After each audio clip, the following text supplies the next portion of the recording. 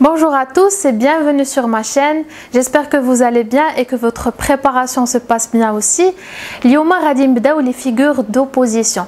Donc on va étudier deux figures, l'oxymore et l'antithèse. هاد les deux figures متشابهين بزاف وقراب لبعضياتهم والexplication ديالهم حتى هي متقاربه بزاف. Donc l'oxymore إلا فهمناها غادي يساعدنا باش نفهموا مزيان l'antithèse. On va commencer d'abord par l'oxymore. Donc l'oxymore ou l'oxymoron, c'est une figure d'opposition qui consiste à rapprocher les deux termes opposés.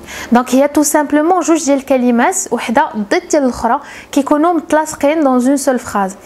La différence بين l'oxymore ou l'antithèse هي هذه, c'est que dans l'oxymore les deux mots opposés sont accolés, ils sont attachés, contrairement à l'antithèse اللي غنشوفوها من دابا شويه. Donc pour commencer, je vais vous donner un exemple ديال l'oxymore باش نفهموا مزيان. L'exemple غناخذوه من le malade imaginaire ديال Molière. فواحد la phrase très simple اللي هي un jeune vieillard. Donc فاش كنقولوا un jeune vieillard, ce sont deux notions opposées, ce sont deux mots qui sont opposés et contradictoires. On a la jeunesse et la vieillesse. L'une est le contraire de l'autre, donc c'est un oxymore.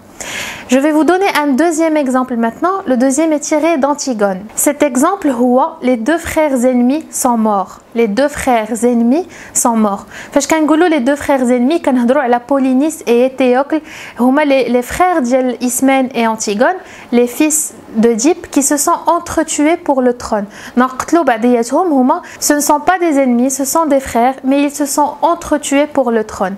Normalement, les frères sont amis, les frères s'aiment, même qu'ils sont des ennemis. Donc, on a deux notions opposées, deux notions contradictoires, les huma, la fraternité et l'ennemi. On va passer maintenant à la deuxième figure de style, l'antithèse.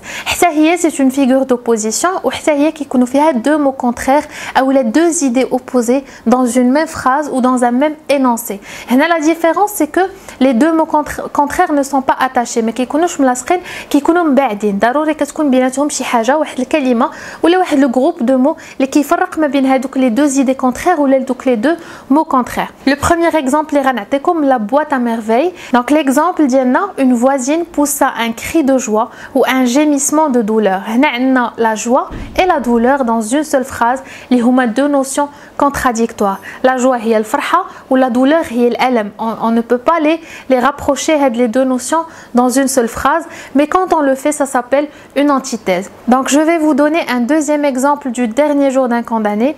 Il est aussi haut que tu es bas.